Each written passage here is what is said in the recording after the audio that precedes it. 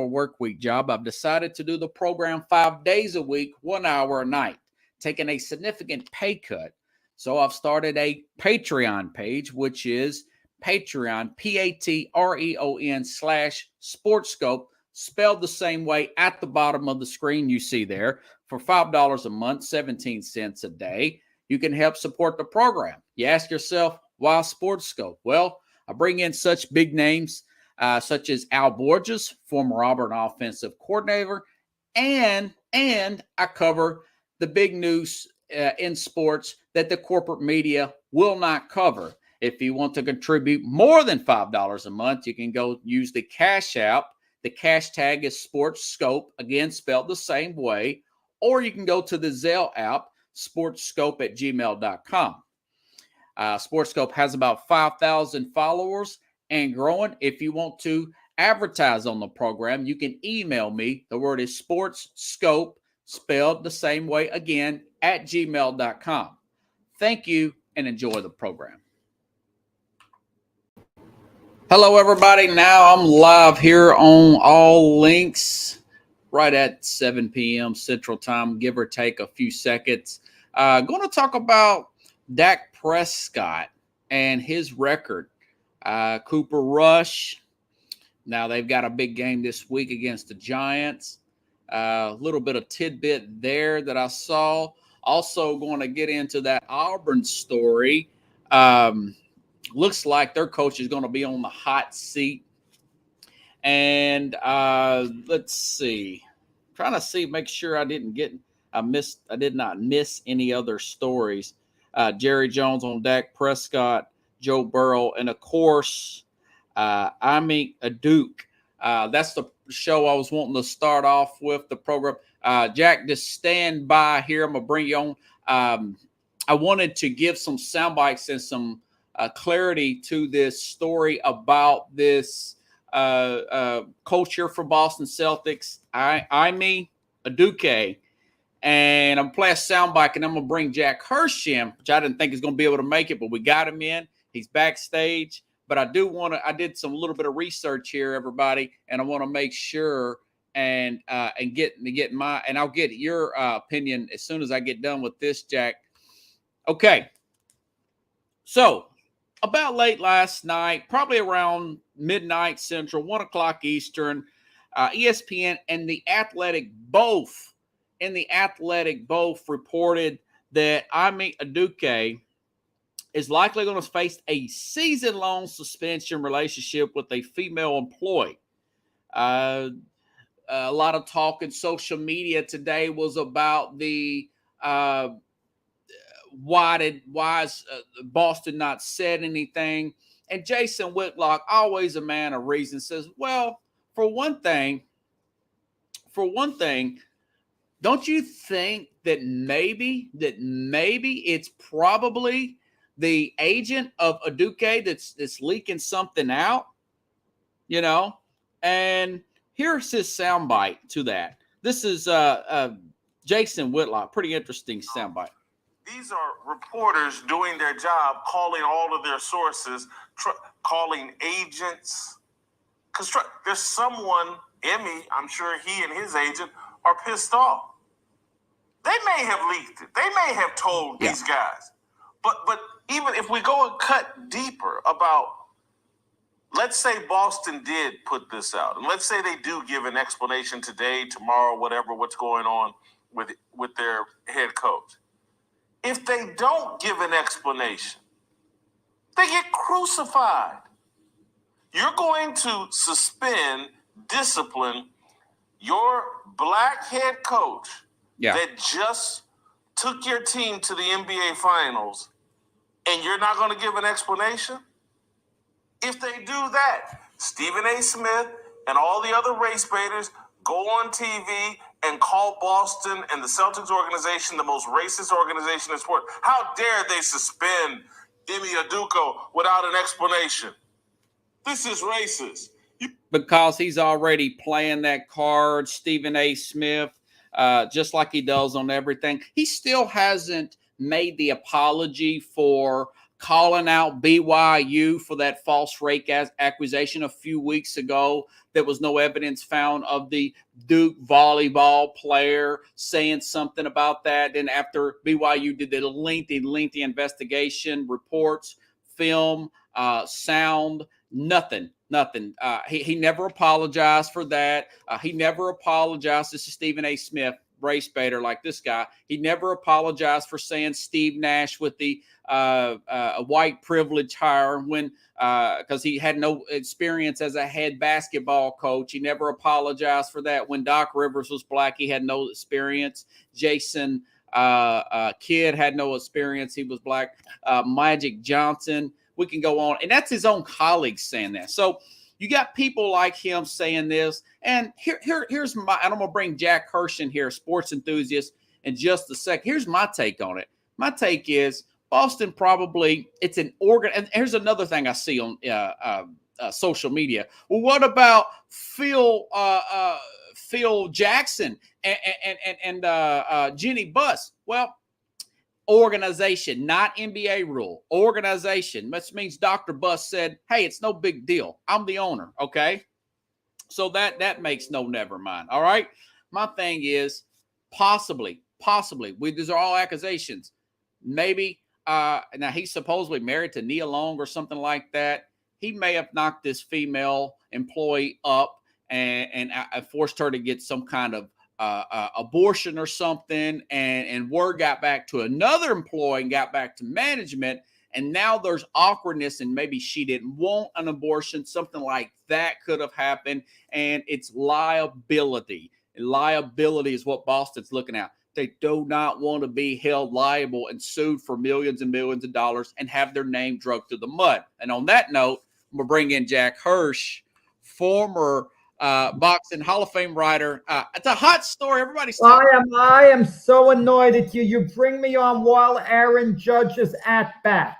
Okay. You can't wait till the at bat's over with. So I'll describe it. I mean, yeah, describe. Hey, if he hits that 60-second home run, let me know. Well, he's got it at 61st, but he has a 2-2 count on him. Third inning. This is his second at bat of the game. He walked on first pitch as a 2-2 count. Now it's a full count to Aaron Judge. You see, people are getting a play-by-play here. Yeah. Hey, now that's okay, Jack. Judge. You know what the crazy thing is about Aaron Judge, and then we're going to get to No, go ahead. But the crazy thing is, imagine he doesn't hit another home run again. He could still win the Triple Crown. And can you imagine people are going to feel let down? They're going to be unhappy. And he walked again. And he walked to end the game yesterday. 3 straight walks. 3 straight walks. Pickles says great play-by-play by Jack. Oh, thank you, Pickles. Yeah. Good play-by-play. I hope I don't get sued for this. You know, I guess we're not supposed to. And, no, you can do. Yeah, no. Hey, let me ask you this. Aduka, okay, you were reaching for too many things for Aduka. Yeah. You're reaching for too many things, speculating, well, maybe this went on with an intern and she had to, then get medical help and the whole thing. I mean, come on. Even you're speculating here. We have no idea. We do know this. Yeah. It's a team rule. The ironic thing about it, right before I came on with you, I was talking to a sports reporter from Boston. Okay. Ironically. Oh, nice. They don't know exactly what's going on over there, too. And he was speculating himself. But I can't tell you the name of who it is, okay? Because it was an off-the-record conversation. Is it a big-time reporter? Good name. Well-known. Well-known there. Okay? But his speculation is that in strictly speculation, and here I am being like you speculating by throwing out his speculation. We're just playing. It's just speculation.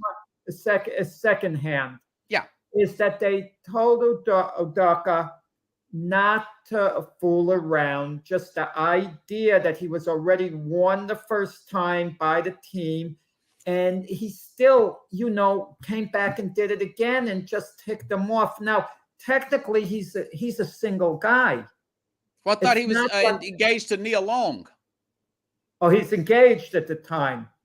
Oh, yeah, Just she's really saying. good looking. I don't. Oh, I didn't know whatever, but listen, it's not. But things aren't like they were years ago in this sense. Okay, Yeah, remember the movie on Jackie Robinson called 42, where yeah. Leo DeRocha was suspended from baseball by the commissioner for 1 year because he was having an extramarital affair. Come on, Okay. can you imagine that today, trying to suspend someone for that period? And we don't. Obviously, he did something very heavy-handed. I like Stephen A. Smith, but you're right what you said about him. He is going to do race baiting, Yeah, coming on First Take.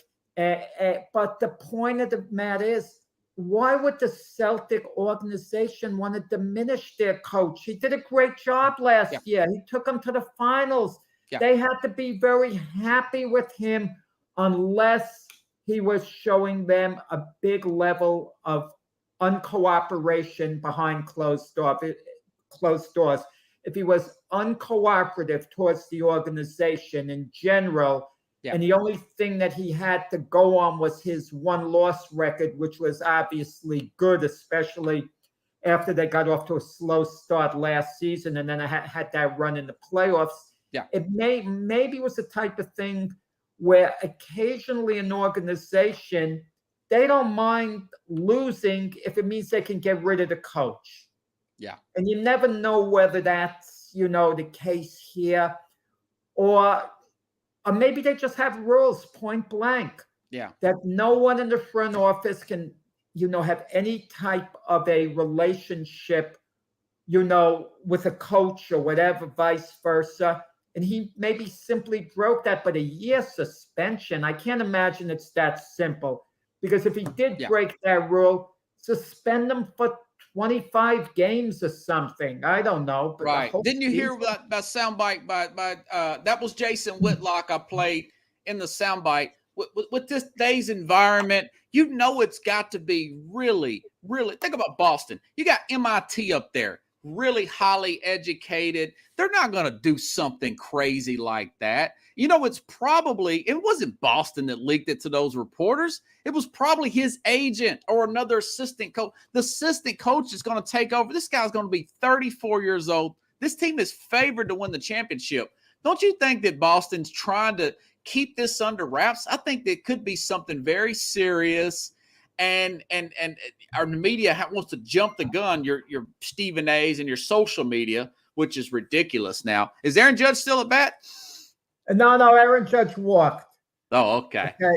But the point, point is something had to go on. In this culture, when someone in your organization does something wrong, and you want to resolve it the best way possible, maybe it's good you get in front of it, but even that doesn't work. Yeah. Okay, so maybe the Celtics were trying to get in front of the situation because once it leaked out, they'd be under severe pressure. So by them reportedly suspending their coach for 1 full year, it's wow, they took heavy action. But now it's a mystery, Rob. We want to know exactly what went on.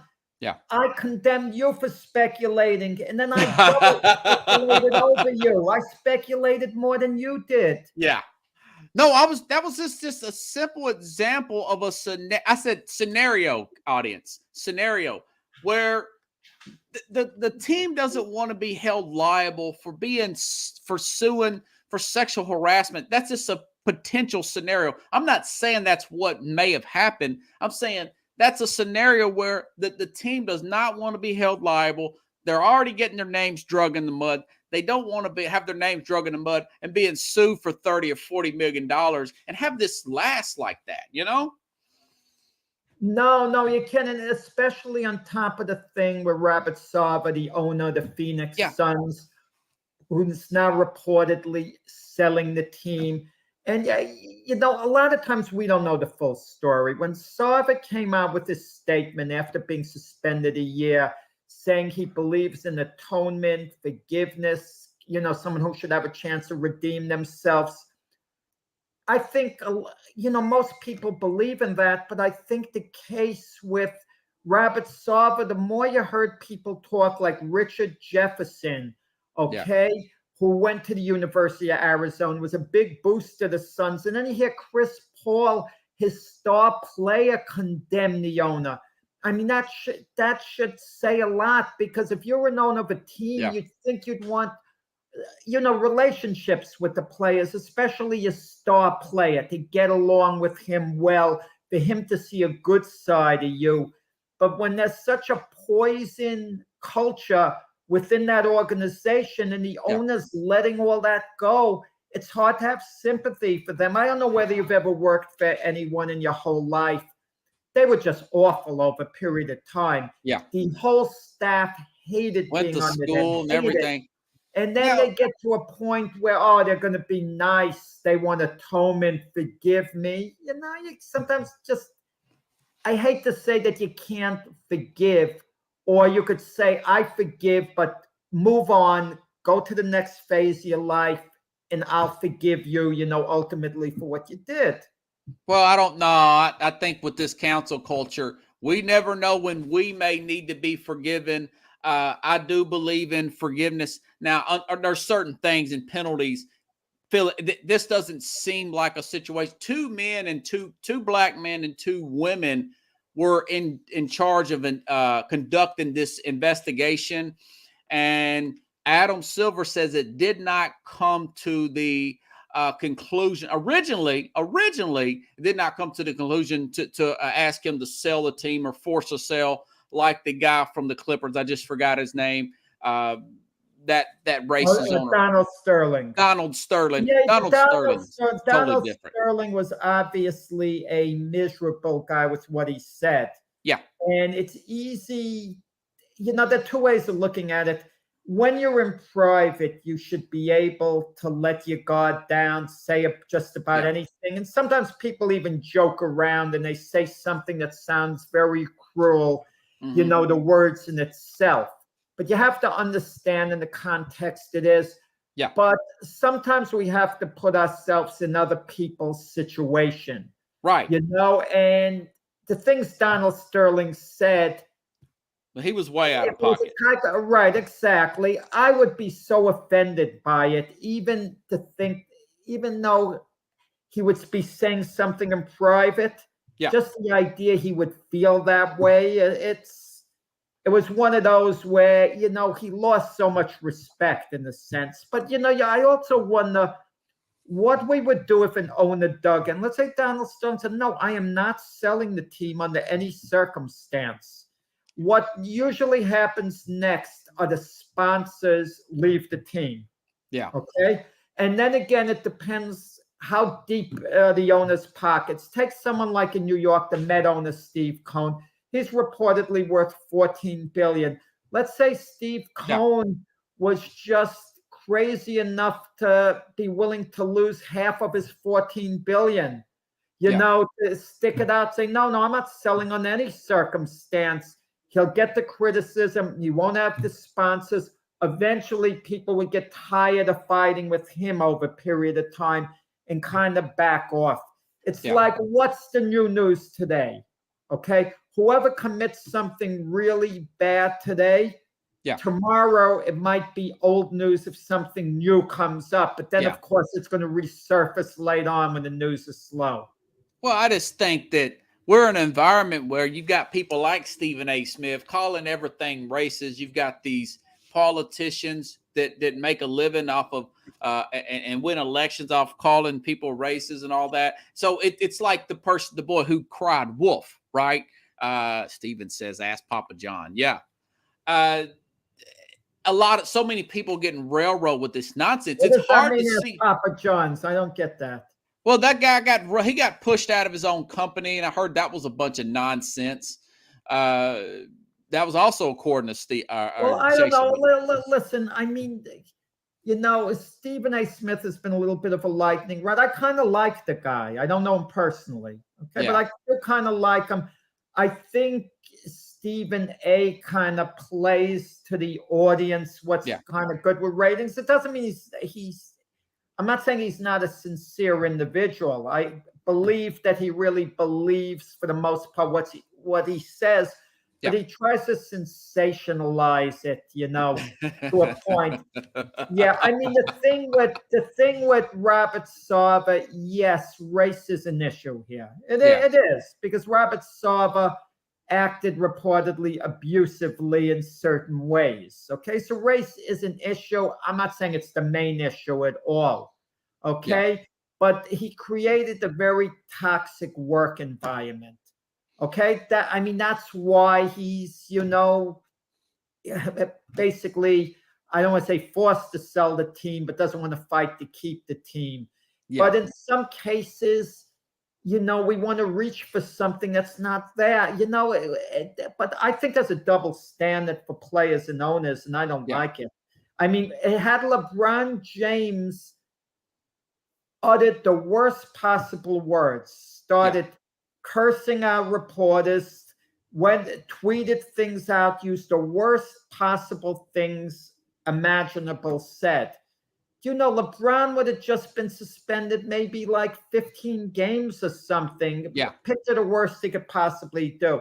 LeBron James is the same one that posted a photo of a police officer that had to shoot a girl who was about to plunge a knife into another girl. He had to act very quickly. In Cincinnati. And LeBron threatened that officer.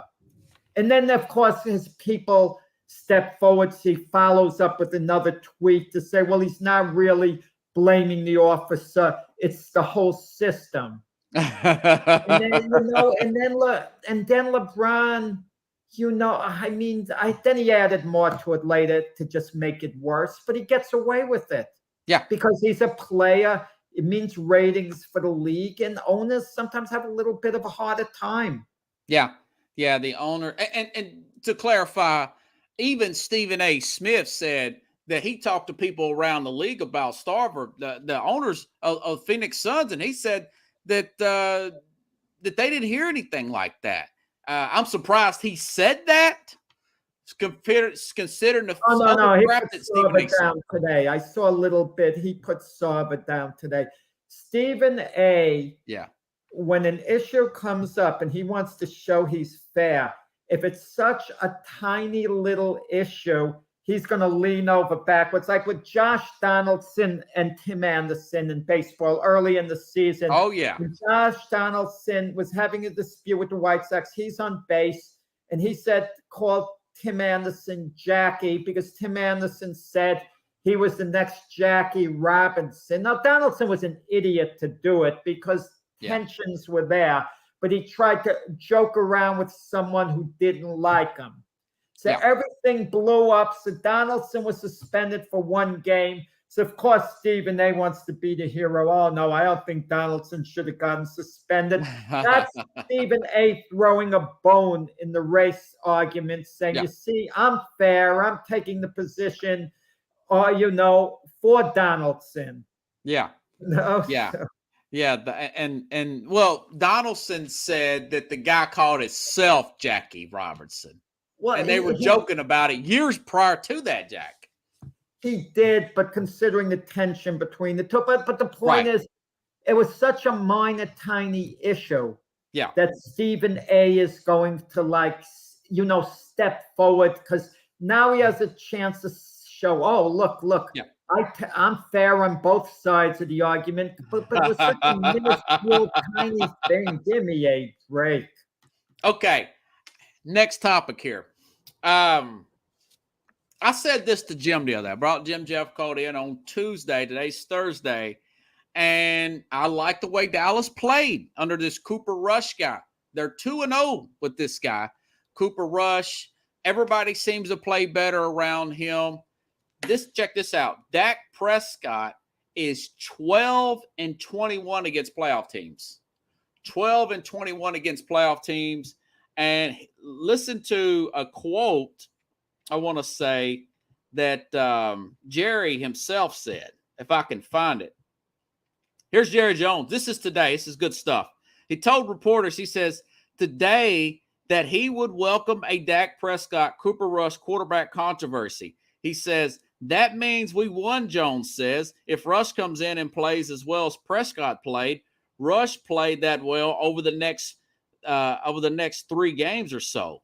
I'd walk to New York and get that. Wouldn't that be something? If you have that dilemma, which way do you go?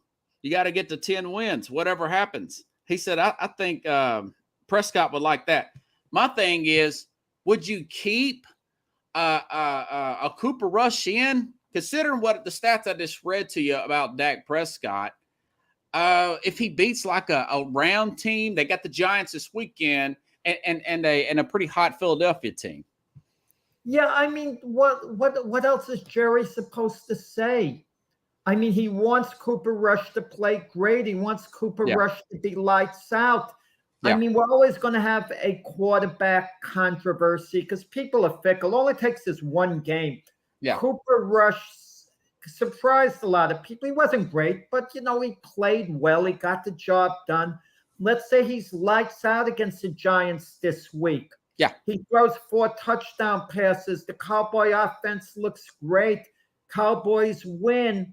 People are going to start saying, even in Dallas, we bet off with Cooper Rush or Zach Prescott. I mean, it's natural all the time. Look, when Peyton Manning, his last year, was out and Brock Osweiler took over for a while for Denver, people were wondering, there was some talk, well, who are we bet off with, Osweiler or Manning? I mean, it happens all the way. How did Zach Prescott even get his job when Tony Romo was injured? There you go. Yeah, no, but Zach Prescott made it impossible to get it back. And I remember Jerry Jones at the time. Man, that is a freaking point. If we were on Oliver on the Horn, I'd give you a point for that. But listen to this. Yeah. Zach Prescott had played a good number of games while Tony Romo was out. And Jerry Jones still said, we can't wait to have Romo back throwing those touchdown passes. Zach Prescott made it impossible for Tony Romo to get his job back because he was playing so sensationally, and they couldn't even yank Zach Prescott out of the playoff game against the Packers because he was sensational, but Aaron Rodgers was just a tiny bit better. Both of them were phenomenal in that game. And by the next year, that was it. It was apparent that Zach Prescott was the quarterback. Once in a while, you get quarterbacks that show a certain maturity and say the right thing. Chad Pennington took over years ago as quarterback for the Jets for Vinny Testaverde. Yeah.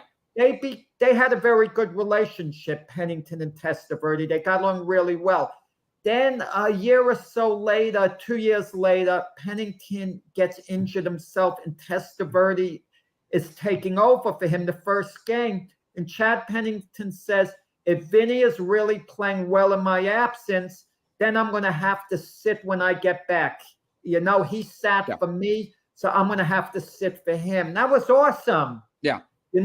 And then you have a case when Jim Kelly was out for the Bills and Frank Reich, his very capable backup, was doing a great job. The coach, Marv Levy, said, let me make myself clear. As soon as Jim Kelly's healthy to play, he's our starting quarterback. Right. Now, Jeff Fisher, when Neil O'Donnell, how about that, Pickles? When Neil O'Donnell took over for the Titans in 99, played a few games. Remember, we wasn't that far from him playing in the Super Bowl back in 96 with the Steelers. Some of us saying, maybe we'll keep Neil O'Donnell. And then Jeff Fisher's like, no, Steve's our guy. Steve's our guy. Let me play former Dallas Cowboy Jim Jeffcoat. Here's my soundbite from him. See what your comment is from Tuesday, if it'll play. Maybe it'll play. But it's rolling up now. But he okay, hold on. He made a comment about when he played back in his day, if this thing will come up. Oh, come on. What does Jeff go down about quarterbacks? He thought the Cowboys made a good move drafting him ahead of Dan Marino. Come on. I mean, he doesn't even want to acknowledge the Cowboys made a mistake there. And where would Jeff Coat have wound up? Here it is. Here's Jeff Coat. Well, you know what? I'm just restart it. Basically, he said no. He talked about there was a quarterback that I think Steve Berline came in 91 for Aikman, and it did. We all knew that Troy was our guy. But see, Troy, think about Dak. I just read to you, he's 12-24. We know you're paying him a lot of money. What difference does that make? You know, in the running back position, we never talk about that stuff. We always stay with the hot running back.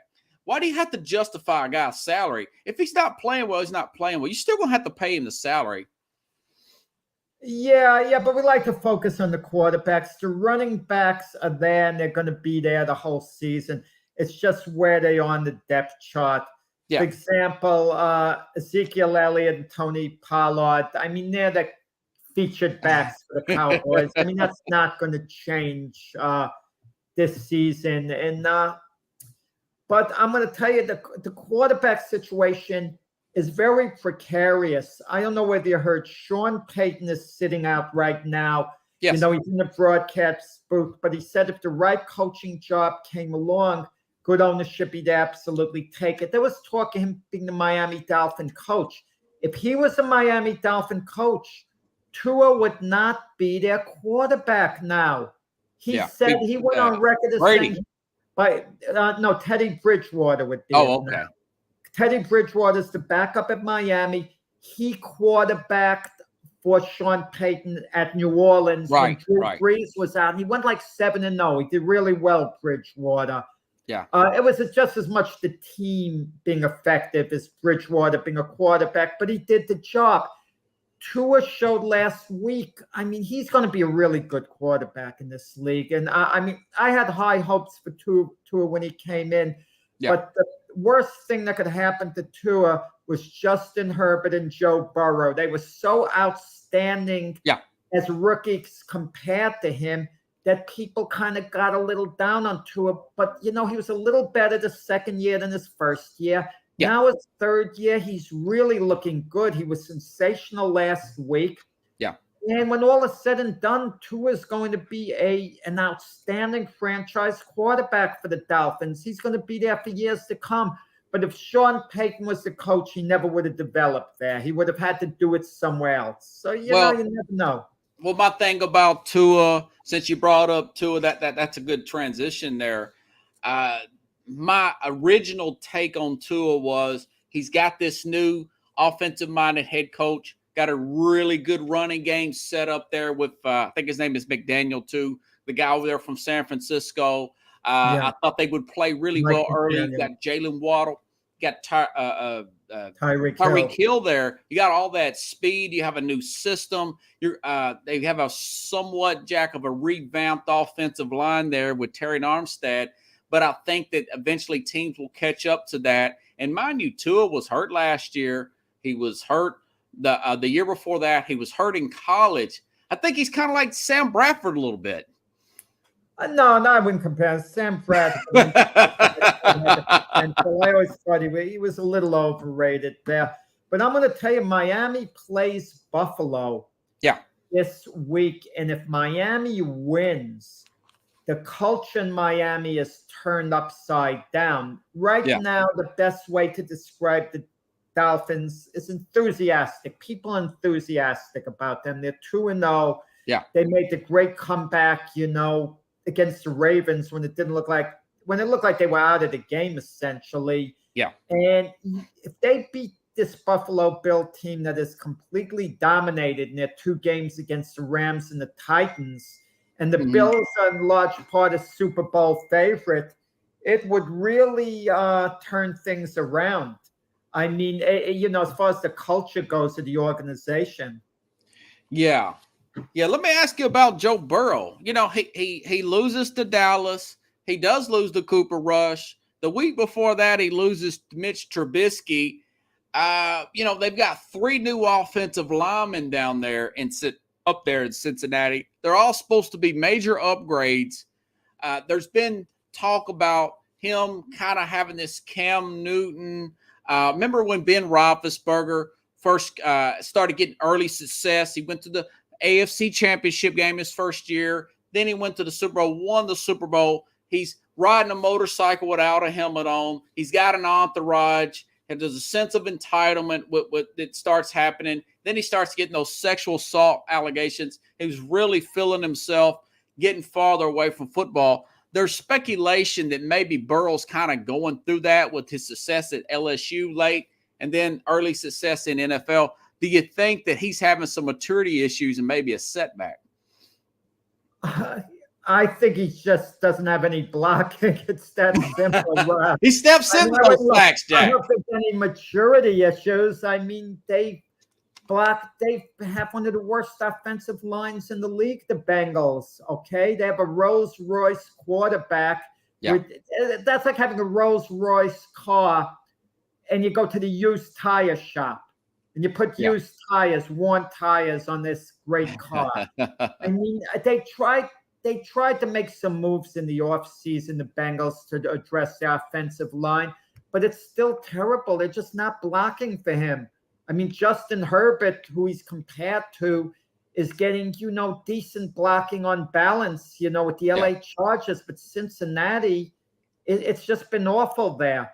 And I'll tell you, I mean, they play the Jets this week. And if the Bengals lose to the Jets and they're 0-3, I don't want to say they're out of it, but their chances of getting to the playoffs, getting back to the Super Bowl is pretty much nil. Well, that's just what I said, Pickles. Joe Burrow's not getting any protection.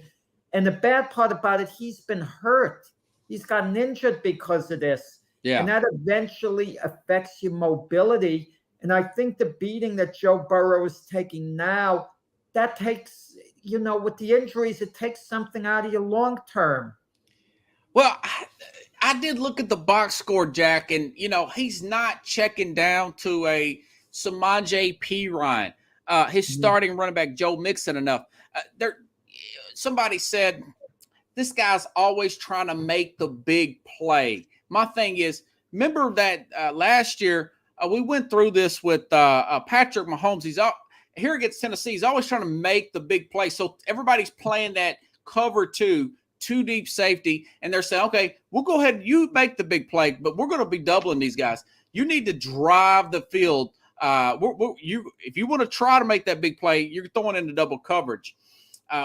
You're holding on the ball 4 and 5, 6 seconds instead of just taking with the defense, take that little boring Tom Brady check down to the running back there instead of and not make it Sports Center for a day or two. That's another criticism. But don't you think Patrick Mahomes can create a lot better than Joe Burrow? Because when Patrick Mahomes starts running, he goes lateral left or right. You don't know whether he's going to throw or run. But with Joe Burrow, it's kind of predictable that he's going to run. And he's not quite as mobile, I think, as Patrick Mahomes. I mean, I don't want to put Joe Burrow down at all. I think Joe Burrow, if I had to, give a prediction how long he's going to last, I think it's going to be like an Andrew Luck type career. Oh, wow. About 7 years, so on. And I think the physical beatings catch up to him. And if he's not that type, and if he continues to play long term, I think he's going to tap out eventually and be like a Carson Palmer, a good solid quarterback in the league. Yeah. That can win a Super Bowl for a team. But I just don't think you're going to be talking about him amongst the great quarterbacks of his era when all is said and done. I actually think Tua's going to, in the next couple of years, catch up to him. Oh, wow. Yeah, in the next couple of years, I really think that'll happen. But, it remains to be seen. Yeah, Burrow, actually, I'll be honest with you. He did take down his social media. I thought that was a really good thing. I think maybe his dad listened to what a guy like Jason Whitlock said, and he's hearing shows. He watched my show one time. I used to do Periscope, and I would be able to find out, this is a Periscope out back here, who watched my show, and it was Mr. Burrow. And so his dad is really kind of keeping an eye on what people are saying about him, kind of like Tom Brady's dad. I think he's going to play well, no offense, but I think he's going to beat the Jets this weekend, and I think he's going to listen to these criticisms and get the ball to Joe Mixon and Samaje, and everything's going to be okay. But no, Robert, no, my point is Joe Burrow could conceivably have a long career. He could play, let's say, for argument's sake, till age 36, age 37. But I think when a quarterback is taking constant beatings, it has a long-term effect on him going forward, because he kind of becomes a little gun-shy, a little more restless. He doesn't develop his full potential. Yeah. I just think it takes its toll, and that's what I think is happening kind of with Joe Burrow in Cincinnati. They had, look, they nearly won the Super Bowl last year. Yeah. But I just think, it's too much of a physical toll. I think it caught up to Russell Wilson, the same thing at Seattle. Yeah. He kept getting hit. And now he's with Denver, and, the talk was, oh, well, he's supposed to be a new man, a new team, a new franchise. But he's basically the same Russell Wilson who maybe passed his prime a little sooner than, perhaps he should have. Oh, wow. Jamie thinks that these games are still preseason, Pags. Yeah, he says they don't play enough preseason. He thinks that, and he may have a point there. Russell Wilson, you got $100 million contract. You got a totally new staff, new blocking, new scheme, new head coach, new attitude. Man, he should have been out there in the preseason. Brady would have been out there in the preseason playing. Yeah, I mean, there are two ways of looking at it. I mean, they have a long camp. That's a good point, Carlos. You want to know something? Joe Burrow next Archie Manning. You know something? That's not a crazy comparison. Not too much. Running for his life. But the difference is this: Joe Burrow went to a Super Bowl. Yeah. So after being in 2 years in the league, Joe Burrow was considered by some people to be, let's say, a top 6 quarterback in the league, perhaps. Yeah. Okay. After 2 years, Archie Manning could have been another Roger Staubach, arguably. But the difference is Staubach played for the Cowboys, Manning played for the Saints. No quarterback was going to elevate those Saints teams ages ago. They were so bad. Yeah. Hey, switching gears here. How much do you follow the college football game, like the SEC and Auburn? Not really as strong as I do the NFL. I mean, I'm going to watch, it with an eye towards the national playoff picture. Yeah. I'm going to watch Alabama weekly. Can anyone take them down? Is Georgia, still on a level of Alabama, let alone being a little hair above them? Could they defend their national title? Are there any teams that could conceivably be a little bit of a dark horse who could show the potential to improve, as we go along? And, you follow Notre Dame, how a college that should be able to recruit so greatly has been such a disappointment. So it's like a lot of these storylines.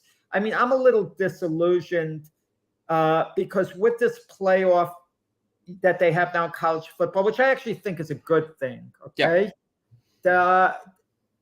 So many of the traditionally powerful teams in college football, they're not as important. Like, I know Nebraska, moving on from Scott Frost, they used to be very relevant.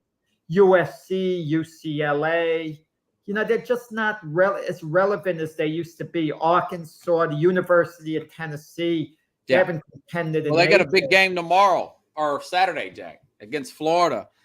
Yeah, I was looking at this story about Auburn, but there was a scandal with him having some kind of fling with one of his assistants that followed him from Boise State, this guy. And now they got, last week they were humiliated at home against Penn State by James Franklin, a former SEC coach, used to coach for Vanderbilt. And now this guy, 2 years in, he's going to get fired. Is Judge back up yet? I'm taking a look. Judge, I think, is going to get up this inning. Oh, nice. I'll let you know. Yeah. So if this guy's, I'll give you the play-by-play here. Yeah. but he's Yeah, not up so it yet. looks like this But Clark could I made. ask you something, Rob? Yeah. Let's say a coach is having a fling with an intern in the office or something, and she's not underage. I mean, that the danger, what are the dangers involved? If I'm an owner, do I feel uncomfortable about it? I probably do feel uncomfortable and I wouldn't like it because chances are they're going to break up. Either they're going to break up and get married, okay? Unless their fling continues indefinitely and they're both happy that way. And they break up and she could accuse the coach, of this or that. And it's just like a bad, feel to the whole thing. I think Judge is up next. There are no outs in the inning here. No score in the fifth inning, actually, the Yankees in Boston.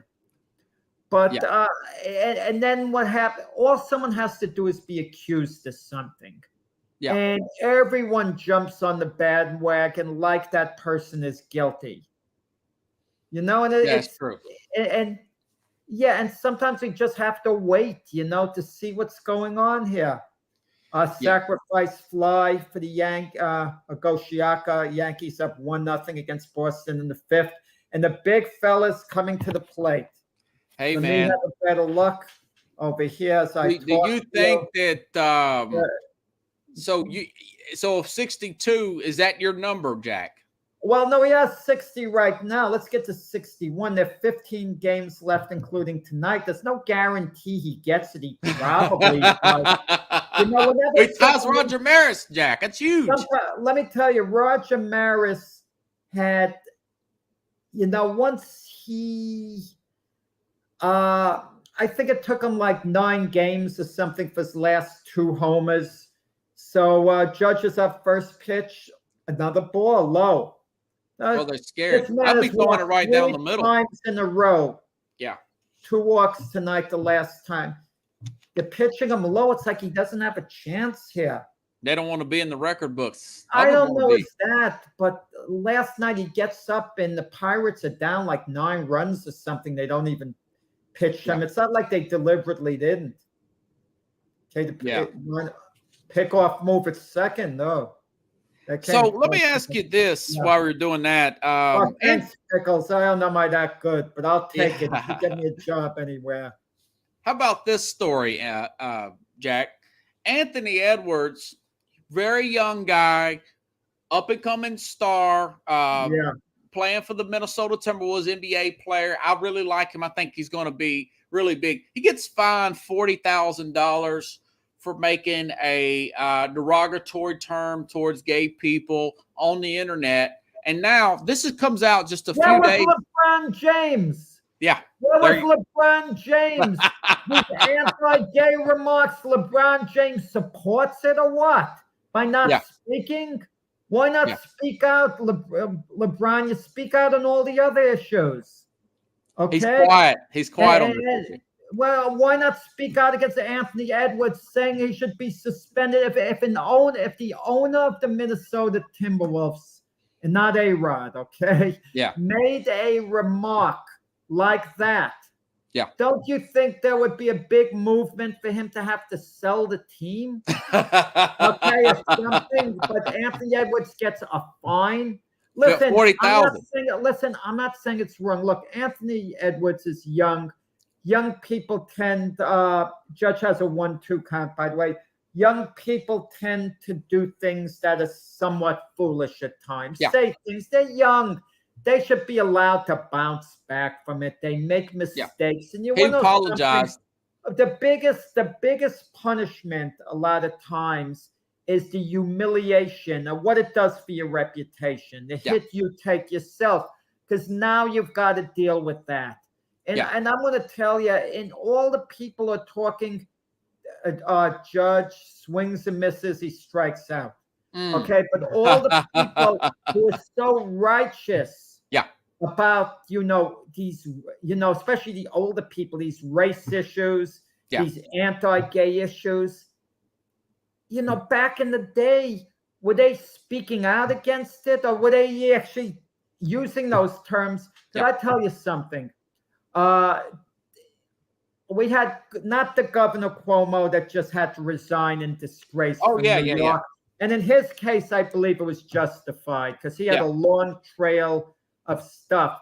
But his dad, Mario Cuomo, when he ran Yeah. for governor against the New York mayor, Ed Koch, there were rumors that Ed Koch was gay. Yeah. This was in the late 70s. Vote for Cuomo, not the homo. Right, exactly. I can't believe he put that. Okay, but listen, the point is Cuomo was flat out wrong. Okay, flat out wrong for that to be his campaign slogan, blah, blah, blah. But things moved on. I mean, if he used that now, there's got to be, some serious accountability. You can't come out with a statement like that. But listen, people make mistakes. Yeah. I mean, I especially hate when they dig things up from years ago. Right. Okay. Yeah. Well, here's my other observation with that, Jack. Now the NBA wants to go back to 18. You want to continue to babysit. Anthony Edwards is 20 years old. I think they should bring guys in at least 20, not 18. It's even making it worse. Well, if you're good enough to play ball, you should play at any age. I mean, listen, Anthony Edwards made a mistake. It's a maturity. He's a kid. He was embarrassed. We're young. I mean, when I think all the dumb things I did when I was young, and so on, and then you kind of look back. Well, you're young now, Raps. I don't know, do you relate to that? But from long ago, and I'm telling myself, Don, I can't, the immaturity sometimes. Yeah. But it's like that often with young people. But when we judge young people, we're not looking at it like we're their peers at all. Yeah. And sometimes we're a little too judgmental. But do you want an 18-year-old playing in the league? It takes them forever to develop. Good enough. Why not? Why not? He could be 14 years old if he's good enough to play in the league. I want him to play. If he's most of them are not, Jack. 18. The thing about it is, an 18-year-old is normally going to not have the physical characteristics. So we're talking about the NBA here. Yeah. Is that what we're talking about? Right. A high school player, when Kevin Garnett came into the league, it took him a while to get accustomed because it's man against boy. Okay, right. That would be the thing. And that big handicap. But yeah. But but that's how it is. There's a certain handicap.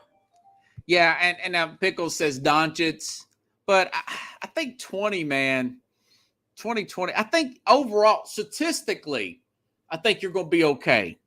You're going to have one guy that's probably ready a year or two soon, but to make the league overall better, I think it's 20, 21. I prefer 20 because Magic played really well at 20.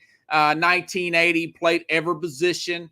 Then he played center in the finals that year. Well, he played center for one game, the sixth game. What was it, the 1980 finals? Yeah. The Lakers against the 76ers. And it was really a precarious situation for the Lakers. The Lakers were actually up 3-2 against the Sixers. Yeah. But Kareem Abdul-Jabbar got injured. Right. And he was missing game 6, and it didn't look like he was going to play game 7. So Magic Johnson volunteered, even said he wanted to play center, had a phenomenal game, dominated as a center that game, scored 42 points. But actually, ironically, Kareem Abdul-Jabbar, even though he missed the title-winning game, he got the MVP for that game.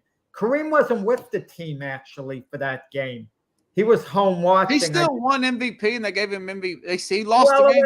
I guess they figured what he did to 5 games before that. I'm going to tell you, this MVP voting in the finals can be bizarre. Sometimes it's sentimental. When the Knicks won the NBA championship in 1969, when they beat the LA Lakers in the finals, Willis Reed got the MVP. Okay. Now, remember, Willis Reed was limping onto the court. He was a big inspiration. But what had happened in that series, it was 2 games apiece. And when Willis Reed got injured And, the Knicks had fallen down by 16 points or so. Yeah. And they rallied without Willis Reed. I repeat, without him to win Game 5. Then they got blown out by Wilt Chamberlain and the Lakers in Game 6. And then in Game 7, Willis Reed dramatically limps onto the court. He hits his first 2 shots. And then after that is a complete non-factor. Doesn't do a thing. But the idea is limping back and forth. But not Game 7. Walt Clyde Frazier, 36 points, 19 assists. Okay. He was phenomenal. He kept, and defensively, he kept Jerry West in check. He was the real MVP, but they give it to Willis Reed.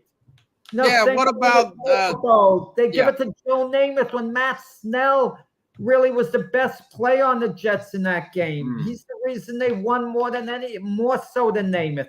30 carries, 121 yards, scored the only touchdown, caught an additional 4 passes for 40 yards. But they give it to Joe Willie because he's the charismatic guy, the guarantee, the leader of the team. But Matt Snell was the true MVP of Super Bowl III.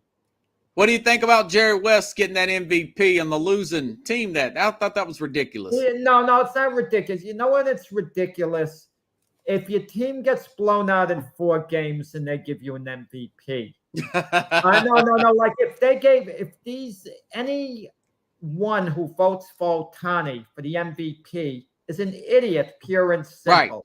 Because they don't know how to read an award. Okay? Yeah. There's nothing wrong with being illiterate, but the wrong thing is if you're satisfied with it and you don't want to learn how to read at all. It says most valuable player, not best player. Yeah. Most valuable player. Never mind, Judge has been the better player anyway this year, but I can understand. But the Angels are 33 games out of first place? Yeah. They don't need Ohtani. He's of no value to that team outside of selling tickets in their brand. Okay. Yeah, I don't believe in giving a right, MVP. But Judge, where would the Yankees be without Judge? They're probably not in first place. They might not even be a playoff team for all we know. Judge is going to get a crazy contract, man. They probably should have paid him, but my thing is hold the contract overhead to get better at play. What do you think of Mac and Doc before the year went? I was arguing with them. And because Judge said before the year he'd like to remain a Yankee his whole career, Max said Judge has a chance to now prove it, to sign the contract the Yankees offered him. I mean, come on. Yeah, you're right. Give up more than $100 million, for the Yankees. Yankees were dumb, pure and simple the way they handled this. They should have locked Judge in long before he became a free agent. Not start negotiating 1 year away from free agency, even 2 years away from him. The Braves got it right.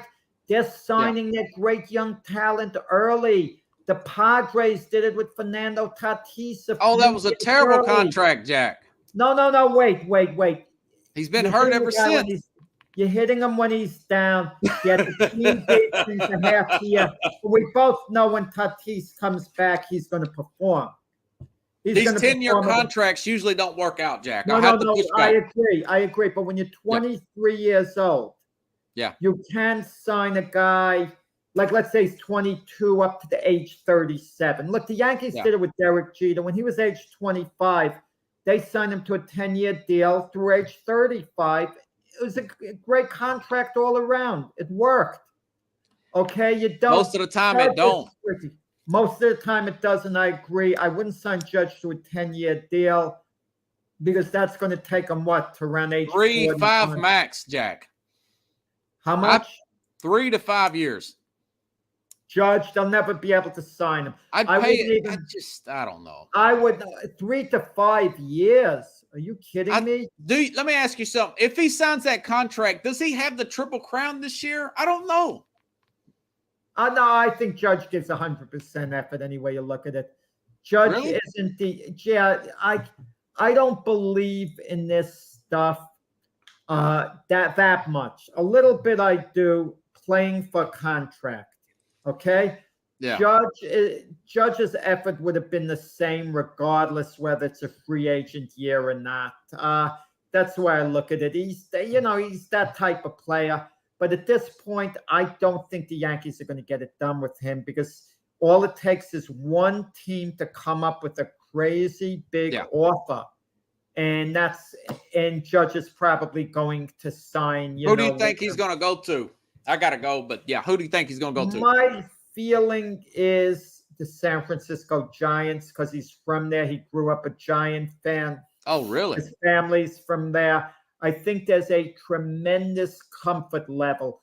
A dark horse in this could be conceivably, don't laugh, the Chicago Cubs. Oh, wow. Because they have like this ownership group that wants to make a major statement. I could see the Chicago Cubs, you never know, maybe sitting down with Judge and giving him an 8-year deal at $50 million per year. I could conceivably see that. Or the Giants. They know they got to get ahead of the Yankees. How old is he, 33? No, Judge is 31.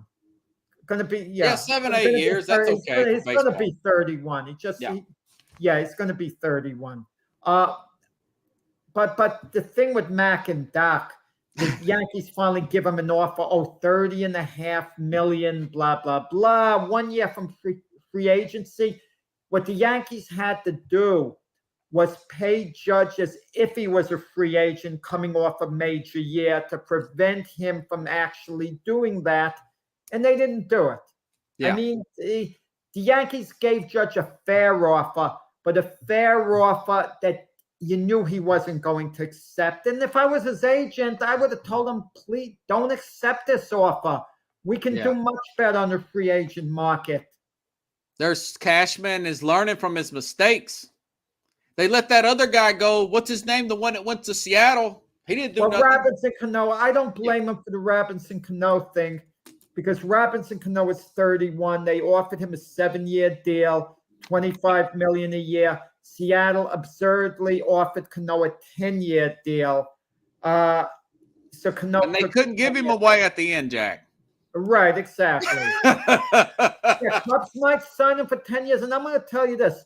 Yeah. With the designated hit in the National League, they might think, okay, go to Atlanta. We can have him the last couple of years of the contract, just swing the bat for us. But he'd be a major star somewhere else. The Yankees foul this up. They're going to have to way overpay to hold on to him. They offered $30.5 million. Now they're going to have to go up somewhere like $37 million has to be their starting point. Because I 42 for 4 years. For less, listen. They got it. They got the S Network money. No. Judge is going to want at least an 8-year deal.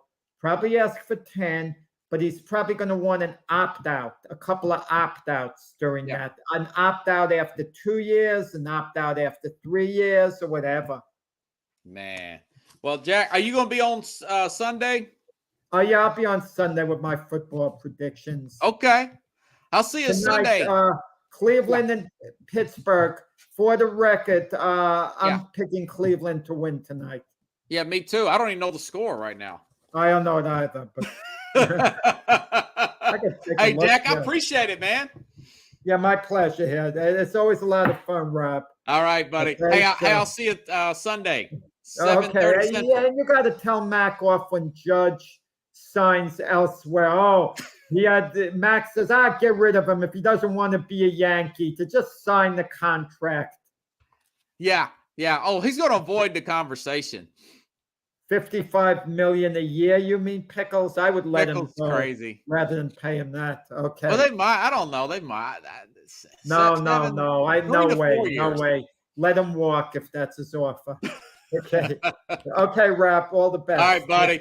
See ya. Okay.